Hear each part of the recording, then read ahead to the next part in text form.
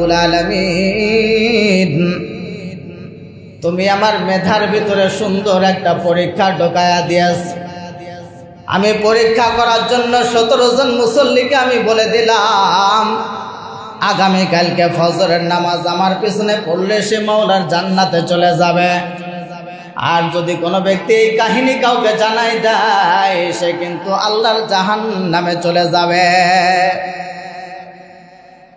সারা রাত খাজা উসমান হারুনি রহমতুল্লাহি আলাইহি আমার মাওলার কাছে দোয়া করে চোখের পানি ছেড়ে ডাক দে বলে, ও মালিক, তুমি আমাকে সুন্দর একটা ফায়সালা করে দিও, ভালো একজন লোক তুমি আমাকে ম্যানেজ করে দিও, যে লোকটার আমি খলিফা বানায়া জমিন ছেড়ে যাইতে পারি।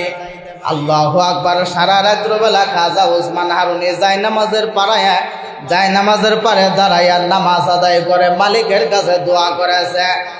রাত যাইতে ফজরের সময় হয়ে গেছেন। ঠিক ফজরের আজানের সময় যখন হয়ে গেছে, খাজা উসমান হারুনি রহমতুল্লাহি আলাইহি নামাজের পারে থেকে দাঁড়ায়া মাইকটা হাতে নিয়া মুয়াজ্জিন সাহেবের মতো তিনি ফজরের আজান দেওয়া শুরু করে দিয়েছেন। ফজরের আজান দিছে, আসসালাতু খায়রুম মিনান নাওম, আসসালাতু খায়রুম মিনান নাওম। সুবহানাল্লাহ।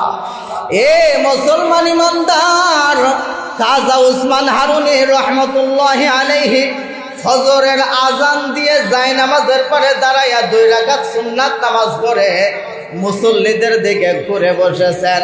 আল্লাহু আকবার। খাজা উসমান হারুনি তাকায়া দেখে ফজরের নামাজে মুসল্লি, অন্যদিন মুসল্লি আসতো 10 থেকে 15 জন, আজকে মুসল্লি শুধু গুলির বেগে মসজিদের মধ্যে প্রবেশ করে।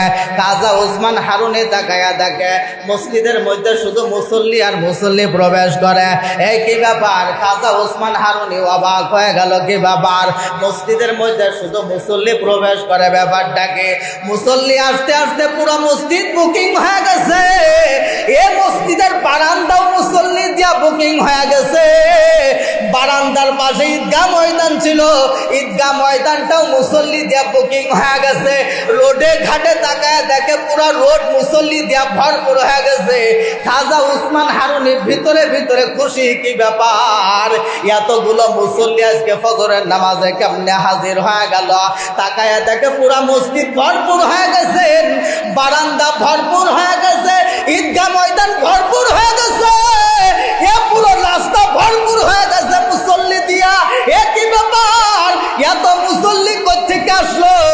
খাজা উসমান হারুনি ভিতরে ভিতরে খুশি, কি ব্যাপার, এত মুসল্লি কোত্থেকে আসলো? আমি তো মুসল্লিদেরকে বলছিলাম খবরদার কেউ যেন জানাবি না, কেউ যদি জানায় দেয় সে কিন্তু মাওলার জাহান্নামে চলে যাবে। এ কি ব্যাপার, এতগুলো মুসল্লি কেমনে আসলো? মসজিদের ভিতরে বুকিং হয়ে গেছে, বারান্দা বুকিং হয়ে গেছে, ঈদগাহ ময়দান রাস্তাঘাট সব ব্লক হয়ে গেছে, এত মুসল্লি কেমনে আসলো? আল্লাহু আকবার।